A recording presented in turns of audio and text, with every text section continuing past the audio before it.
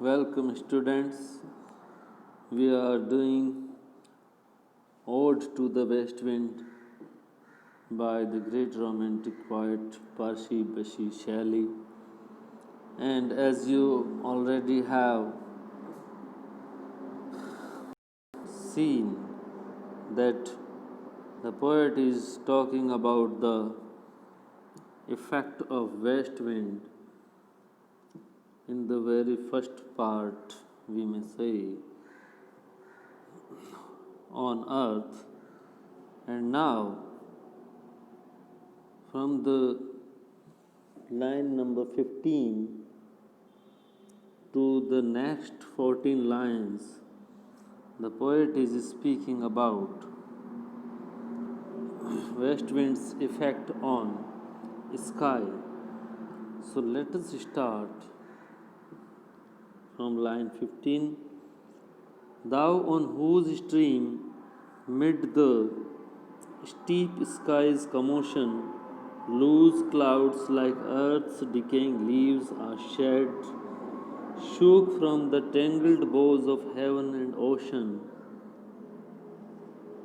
Angels of rain and lightning there are spread on the blue surface of thy airy surge, of thine airy surge, like the bright hair uplifted from the head of some fierce minute, even from the dim verge of the horizon to the zenith's height, the locks of the approaching storm. So the force of the west wind can be seen in this long sentence where the full stop occurs after almost nine lines.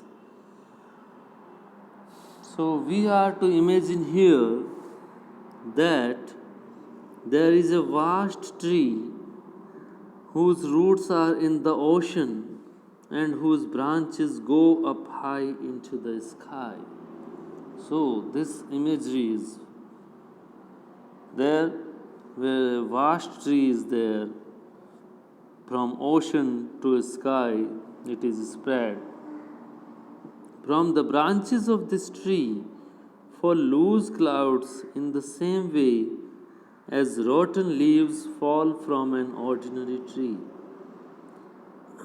So, just as the leaves fall from a tree, the clouds are, clouds seem to be fallen from this tree, and these clouds fall on the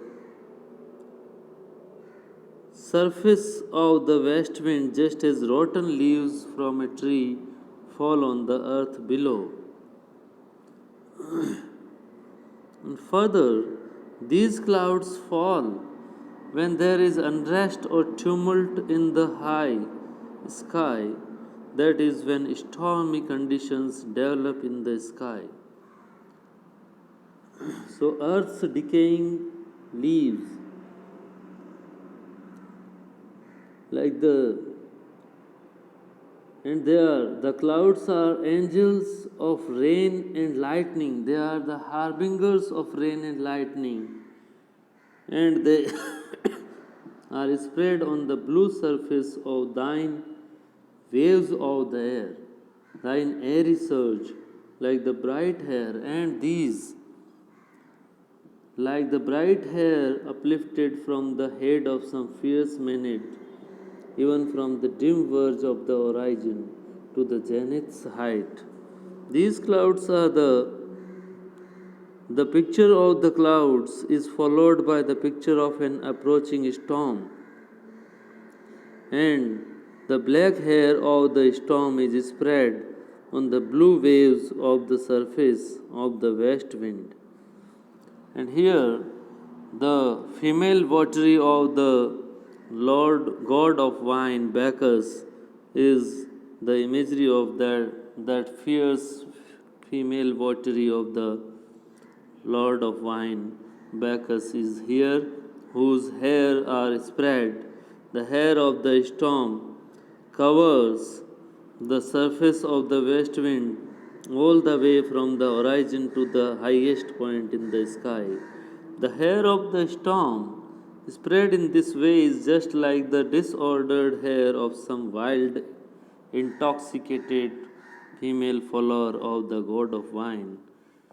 So, the poet just wants to suggest that the effect of west wind is everywhere, whether it is earth, whether it is sky, and to the extent where one can see, he can see and perceive or feel the effect of the fierceness, of the power and strength of the west wind.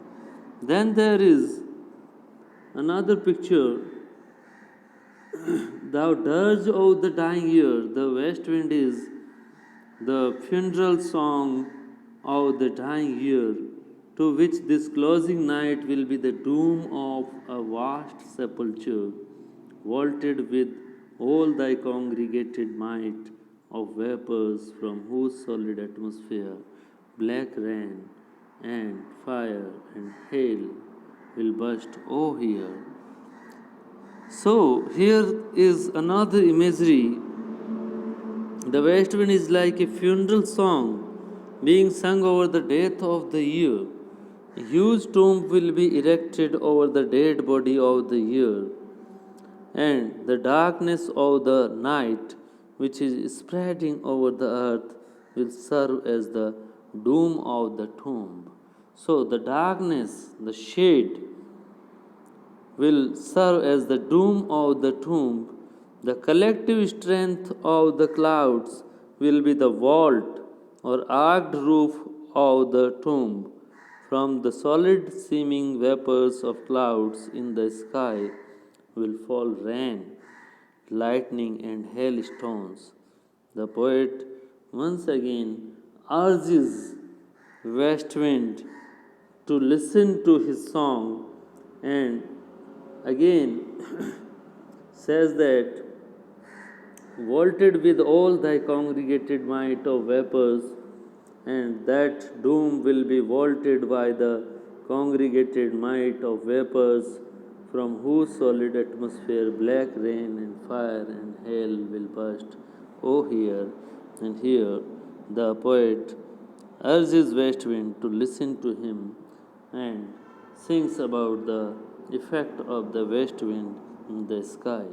So, students, let us go forward in the third part or the next 14 lines, just like a sonnet is of 14 lines. So, here are some 5 sonnets, intricate sonnets are there. So, we have studied 2 parts of 14 lines each, and we will take next 14 lines in our next class. Thank you very much.